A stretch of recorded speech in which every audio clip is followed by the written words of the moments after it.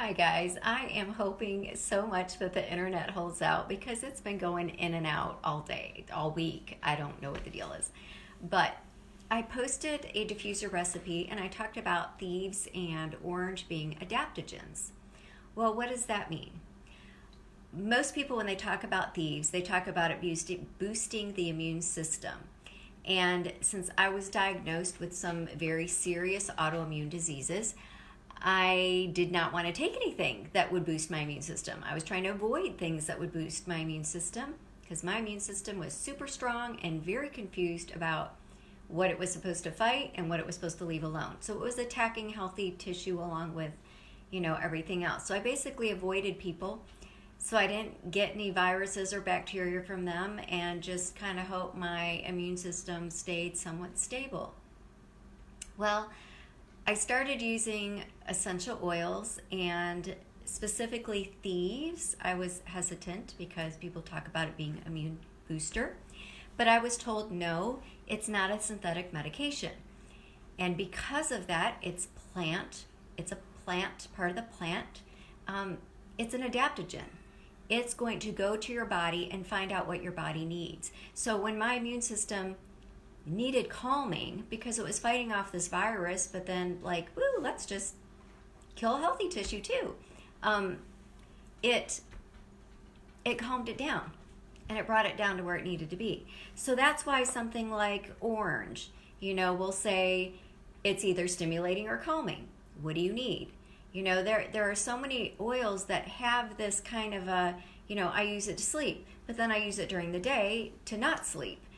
So RC, here you go, another one. This we know is great for congestion and respiratory stuff, and big debate over what the R and the C stand for. We always say respiratory congestion, something, rescue you from colds, I don't know. But it also dissolves bone spurs. My mom puts this on bone spurs, and in a short time, depending on how big they are, on her back, her feet, wherever, they go away. So how can this, because if you go to the doctor for a prescription for bone spurs, he's not going to say, oh, and guess what? Hey, it's great for your sinuses. And oh, you can use it for your lungs, and you can use it for so many different things. We watched a video Dr. Ali Wenker did, and I've also watched him live a couple of times. And he was explaining, he's from Switzerland, and what he used to do was create medication, synthetic medication. And he said what they did is they took a plant and they ran a panel on it, and they had all these little things and frequencies, and you would see a big spike.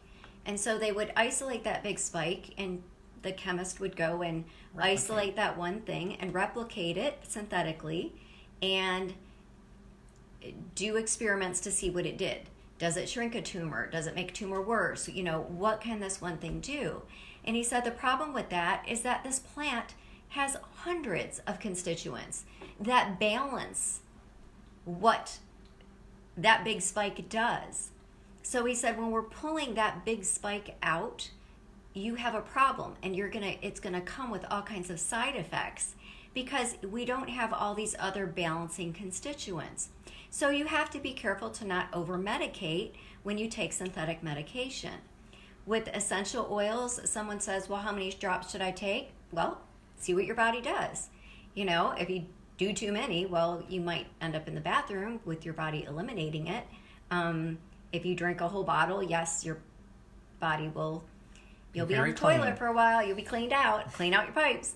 But it's not going to damage you like a synthetic medication would damage you. It can't work the same way because it's not the same thing. So this other doctor chimed in. He was a chemistry professor, and he said when people ask me, well, what can I use this oil for? He said, I often say, what do you want it to do?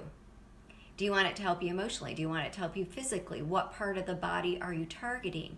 Yes, there are some better than others, but he said it's amazing how much each essential oils adapts to what your body needs. So you can use these for immune support, immune calming, immune whatever you need. or you can isolate some of the individual oils and thieves, like for example the rosemary or the eucalyptus. If you have a cold, it can help you with that, with your breathing. Someone just put it on their throat for a sore throat. There's a lot of different things that they can do.